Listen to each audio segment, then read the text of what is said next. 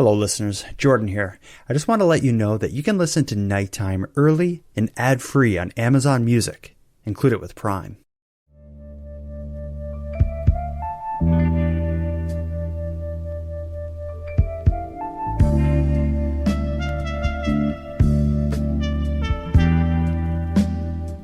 Welcome to UFOs Above Canada, a nighttime podcast series exploring the people, the events, and the concepts that surround the Canadian UFO experience. If you have a personal story to share or would like to discuss this topic, join the discussion on the UFOs Above Canada Facebook group.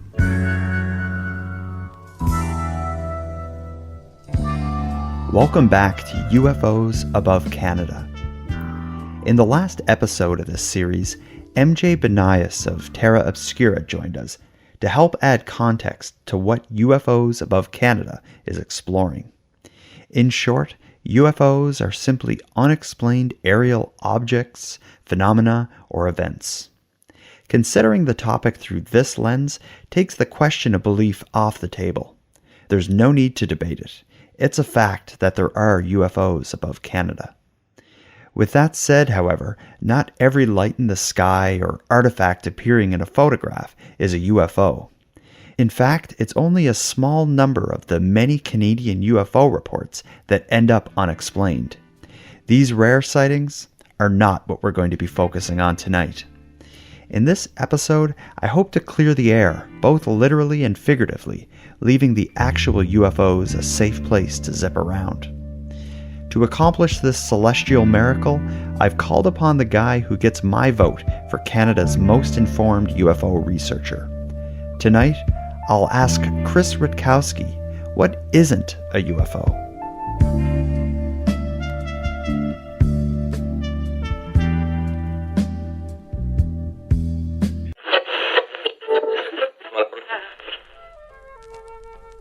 To my good-looking listeners, I've just learned some troubling news. Turns out 66% of men start losing their hair by age 35, and the worst part is, by the time we notice our hair loss, it's already too late. If we're going to try to do something about this, we gotta do it before what is statistically likely to happen starts happening. Fortunately, we're losing our hair during a time of science, medicine, and 4hims.com. 4hims.com is the one-stop shop for hair loss, skincare, and sexual wellness for men. Their medical-grade solutions, real doctors, and well-known generic equivalents to name-brand prescriptions can help us keep our hair. There's no dirty waiting room and no awkward doctor visits. Simply answer a few questions, a doctor will review your case and prescribe you. If you're uncertain about it, it gets even better. Nighttime listeners get a free trial month of everything you need to keep your hair for just $5 today, right now while supplies lasts. See 4hims.com for full details on this great offer that would cost hundreds if you went to the doctor or a pharmacy. So don't wait till your damn hair falls out. Go to 4hims.com/night. That's FORHIMS.com/night. 4hims/night.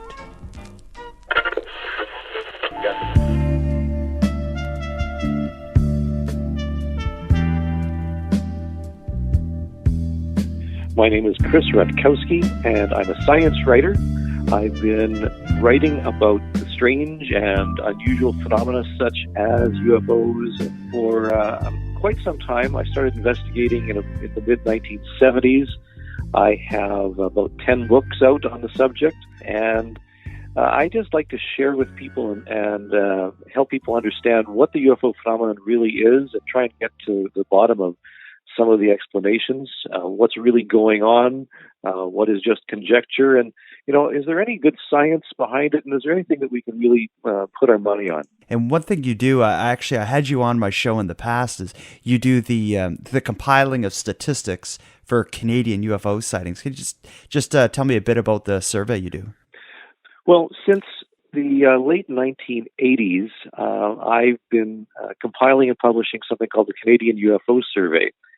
And what happened was that as I was investigating in the 70s and the 80s, I realized there wasn't really a good way of understanding how many UFO reports there really were in Canada and whether one province had more than another, whether some sightings had, more lights that were red or orange, or what were the prevailing shapes, that type of thing. No one had actually taken the time to compile some of these statistics. And so I began talking with my colleagues from BC right to Newfoundland, and I said, can we just get our data together, and I'll put it together. I'll try and understand exactly what's really going on in terms of the UFO reports.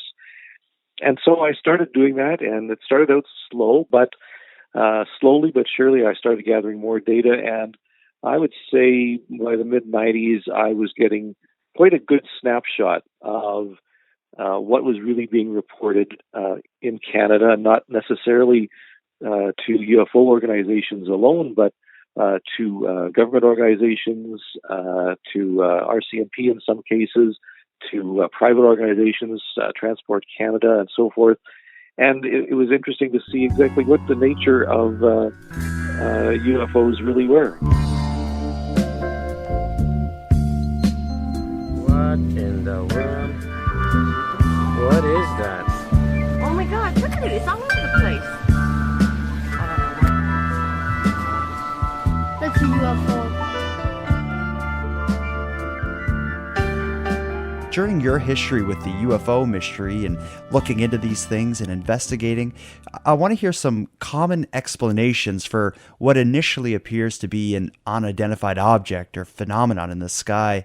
So, like, in other words, like, what are some things that people see that puzzle them but aren't necessarily unidentifiable? Could you just kind of give me a list of some of the most common things you would see reported? Sure. Well, as background, with Canadian UFO Survey, there's somewhere around 1,000 UFO reports that are filed every year in Canada alone. So that's a fair number, 3 per day or so. That's quite a few cases. And of course, not every one of those is a spaceship. In fact, I can't really say that any of them are spaceships. But what we can say is that there's a small percentage every year we can't explain. But of those that we're able to puzzle over, we know that some turn out to be aircraft. We seem to think that aircraft are fairly common and we see them all the time, but at night, low on the horizon, maybe you can't really see their strobe lights, or maybe you see one wing that's obscured. You may not realize that it's an aircraft flying along. And even high-flying aircraft may not show any strobe lights whatsoever because of the distance involved. So you may only see a small, tiny satellite-like, star-like light moving high in the sky. And that could be a high-flying aircraft. And I just mentioned satellites. There's another thing. There are thousands upon thousands of satellites that have been launched by a number of countries that are easily observable in the sky. A number of websites can actually tell you where to look and predict where the satellites can be seen. Some of these are very bright, like the International Space Station. Some are very, very dim. Some fly in pairs. Some fly in threes. Certainly, they may look a little odd. In fact, if you see 3 lights moving in the sky, sometimes people say that this is a triangular craft with lights on all points, but actually, there are 3 satellites that are moving together, usually on reconnaissance missions. But even the International Space Station, it's so bright sometimes that people are certain that it's something that's very close, and yet it's something that's 150 miles up in the atmosphere. So our eyes tend to play tricks on us, and sometimes our desire to see something unusual overwhelms us and makes us think that something that has an explanation doesn't. I often hear people say what was seen in the sky was likely to be, blank planet, Jupiter, or something of that nature. I've never seen something in the sky that I thought could be explained by a planet. Do people see planets and mistake them for UFOs as often as it seems when you're reading about this stuff online? Unfortunately, yes. And I can say this with some authority because I'm actually going through all the thousands of cases every year, and case after case after case. And there are many instances where there's a bright light seen, 20 degrees above the horizon, for example, flashing different colors, and a person watches it for not just a few minutes, but sometimes a few hours at a time as it slowly descends toward the horizon. And in most cases, those do turn out to be planets, Jupiter, sometimes Venus, and Saturn. But again, people, for some reason, if they are convinced that it's not a planet and they're not familiar with what it is, then that sometimes can play tricks. And it's easy to figure out because you can use star charts and some planetary programs to figure out exactly what's in the sky. And the trick for me sometimes is to ask the person who's making the report, well, this seems to be in the western sky. Did you see Venus, by the way? Because it was also in that direction. And if they say yes, they saw Venus as well, they saw this, their UFO plus Venus, then we can talk a little bit more about what this might have been. But if they say, no, I didn't see any Venus, well, then they probably were looking at Venus, because we know for a fact that it was exactly where it should have been. And planets, even though they don't twinkle like stars do, because of the way atmospheric distortion affects the light from some astronomical bodies, they can change color, they can sometimes change shape and dance around. Some of the most common descriptions is this light was stationary but danced around back and forth and up and down very quickly. Well, that's simply an illusion caused by stars and planets dancing around in the atmosphere. They actually don't move. They're still right there. And sometimes we can prove to witnesses that that's what they're observing, but some are very staunch and say, oh, I know that this wasn't a planet. I know for sure that this was a UFO. And we just say, okay, that's your belief. That's fine. It's just a matter of what the reality is versus what the perceived reality is. And how often are you seeing cases where the likely explanation is something like a meteor or a comet or some kind of, not star or planet, but some kind of moving object in the sky that can be explained like that? Well, certainly the most common moving objects in the sky are planes and satellites, but sometimes we do get reports of fireballs and bolides. A bolide is sort of a fragmenting fireball. It's a piece of a comet that's entering the Earth's atmosphere, and they can look very spectacular with long trails and sometimes sparks and things flying off of them. Some very bright bolides can persist about 3, 4, 5, 10 seconds at the very, very most, but usually something like 5 to 7 seconds. Very, very spectacular, and they really are quite unusual. And we do get those at least several times per year across Canada.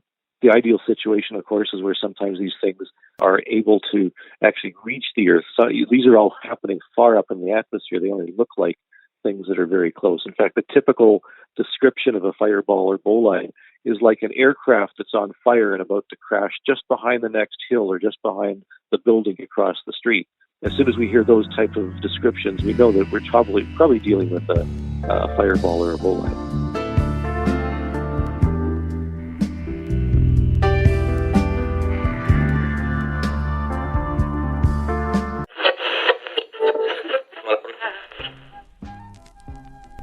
Take it from me, listeners. Hiring used to be hard. There were multiple job sites, near endless stacks of resumes, and a confusing review process. Fortunately, the dark ages of hiring are behind us. Today, in an age of magic and wonder, hiring can be easy. No longer will you need to accompany a mystic on a quest to interpret some ancient scribblings deep within Earth's darkest caverns. In fact, you only need to go to one place to get this done: ZipRecruiter.com/night. Here's how it works. ZipRecruiter sends your job to over 100 of the web's leading job boards. Then, using their powerful matching technology, ZipRecruiter scans through thousands of resumes to find people with the right experience, and it invites them to apply for your job. But they don't stop there. As applications come in, ZipRecruiter analyzes each one and spotlights the top candidates so you never miss a great match. ZipRecruiter's techniques are so effective that 80% of employers who post on ZipRecruiter get a quality candidate through the site within the first day. With results like that, it's no wonder that ZipRecruiter is the highest rated hiring site in America. And right now, nighttime listeners can try ZipRecruiter for free at this exclusive web address: ZipRecruiter.com/night. That's ZipRecruiter.com/night. ZipRecruiter.com/NIGHT. ZipRecruiter.com/night. ZipRecruiter, the smartest way to hire.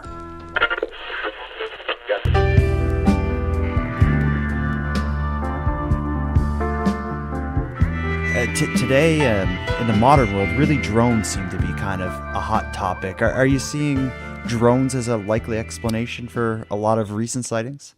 Drones are starting to be very common. They certainly are throwing a wrench into a lot of UFO sightings. Up until about 5 years ago, they weren't quite as common. And although we had the old Chinese lanterns, which are still quite common and quite reported, but drones are really taking on a life of their own. I mean, there are festivals now where hundreds of drones are sometimes flown at the same time. Even just 3 or 4 or 5 can, take on some interesting shapes in the sky and make people think they're looking at something really extraordinary. But they're just another thing that people can often mistake for UFOs, and it does tend to make the role and the actions of a UFO investigator quite challenging. To me, if I saw something in the sky like 100 lights moving in the sky in various formations, I wouldn't automatically think it was a flying saucer or aliens coming to visit. I would just automatically know that it was some kind of drone display. So as long as you keep a good common sense attitude about what is possible to be seen in the sky, I think it allows us to rule so many things out and allow us to say, no, there's a few things that we can't explain, and this is definitely not a drone. This is definitely not a star or a planet or a plane and so forth. Because every year there still are a small percentage of cases that we simply can't explain, but it's only through investigation and patience, the grunt work, so to speak, that we can actually make some advances in ufology to really winnow out all the cases and so that we are left with the good unexplained cases. Good morning, Jordan. So I can't believe it took me this long to tell you this. On Friday, Laura and I and my colleague at work were driving to work on Highway 11 from Campbellton to Dalhousie when we saw up in the sky a kind of odd oval-shaped object, very, very reflective. It was lit up like a light bulb in the sky, but you could tell it was like reflecting light. And of course, neither one of us smart enough to get our phones out. So Laura's watching intently while I'm driving and mostly watching. And then, poof, just like that, it was gone right before our eyes.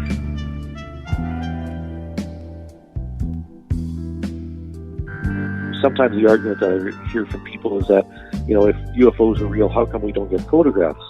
Well, we do get photographs. We get many, many photographs. In fact, the number of photographs submitted with UFO reports is rising every year because the argument is everybody has a cell phone and every cell phone has a camera, so we should be getting all UFO reports with photographs. The problem is that most cell phone cameras aren't designed to take photographs of small lights moving in a completely dark sky, which is the average UFO report. Usually, cell phone photos of things moving in the night sky are virtually useless because there's no reference points whatsoever.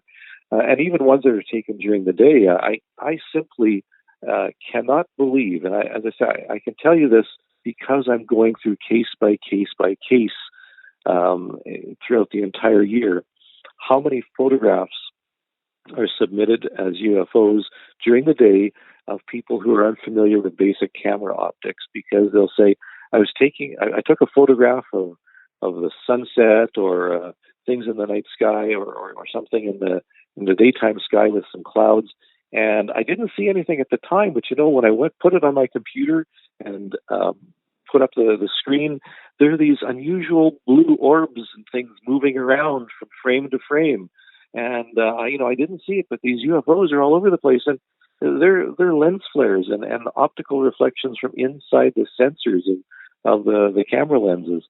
I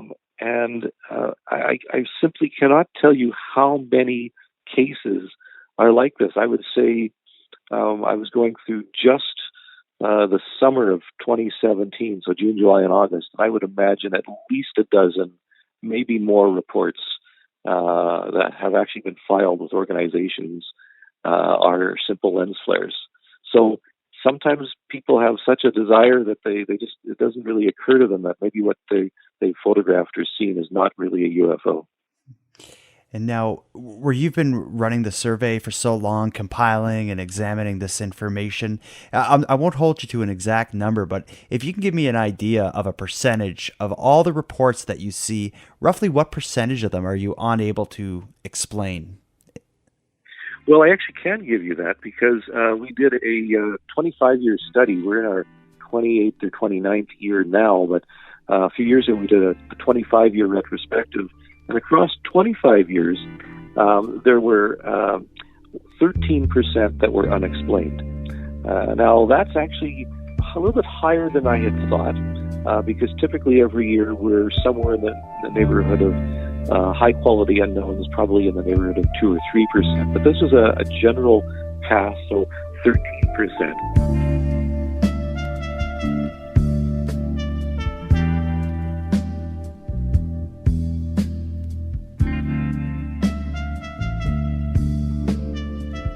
So there you have it. Although Chris and I both preach the gospel of UFOs above Canada, we also agree there are plenty of identifiable objects and phenomena being touted as miraculous across social media and beyond. There's one thing I do want to say about this episode. Efforts were made to avoid appearing interested in debunking sightings or dismissing the phenomena. Like you heard Chris say in our talk, unquestionably, there are a portion of UFO reports that go unexplained. That said, I believe those interested in the phenomena can benefit from better understanding some of the less common but still identifiable objects that may be seen above our heads. And again, to echo some of the comments Chris made, if you see something strange, take a picture and take a good look at it and report it. In fact, the reporting of and investigation into UFO reports will be a topic of a future entry in the UFOs Above Canada series. Now with that, we'll conclude this episode of the Nighttime Podcast.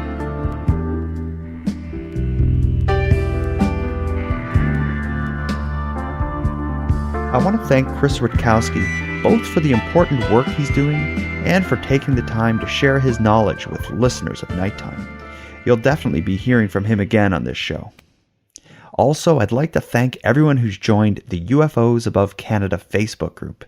Since the launch of this series, the group has grown to about 1,000 strong, and the discussion has been very enjoyable. If you're interested in hearing more content, please check out the Nighttime Patron group. It's $1 a month, and you can support the show and access the supporter-exclusive bonus content, such as exclusive videos, bonus audio, and prior episodes no longer available in this main feed. You can join by visiting patreon.com/nighttimepodcast. I'd like to thank the current patrons of the show and welcome the newest members to the group. Kathy, Lori, Nervy Twig, Jen, John, Ethan, Kate, and Jody. I sincerely appreciate you supporting Nighttime by becoming a patron last month. For anyone else who'd like to support the show but can't financially, you can help by telling your friends about the show and leaving a positive review on Apple Podcasts or the equivalent. If any of you listening want to stay up to date with my activities both on and off the show, follow me on Facebook, Twitter, and Instagram. I use the handle @NighttimePod. If you have any story ideas or feedback, I'd love to hear from you at nighttimepodcast@gmail.com. So until next time, keep looking around and let me know when you see something weird.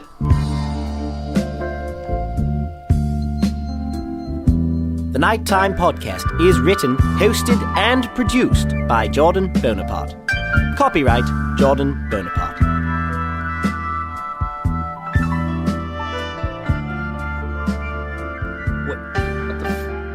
What is that? My name is Ryan Sprague. When I was 12 years old, I saw something in the sky that I couldn't explain, and I've been searching for answers ever since. And now, I want you to join me on that search. As part of Entertainment One's podcast network, this is the Somewhere in the Skies podcast. Every week, I sit down with people in all walks of life to discuss UFOs, the paranormal and esoteric, and just plain weird. From the worlds of academia, psychology, theology, science and tech, entertainment and art, and everything in between, we dig deep back here on the ground to find those ever-elusive answers somewhere in the skies. New episodes every Monday, available on all major podcast outlets and at somewhereintheskies.com. Remember, keep your feet on the ground, but never stop searching somewhere in the skies. What the f*** is that?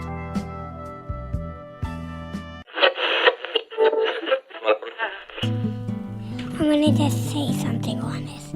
Hello, this is Dominic. So if you go on YouTube, type in Dominic's Toy Toy, and you will find me and Daddy on videos and Legos and all kinds of stuff.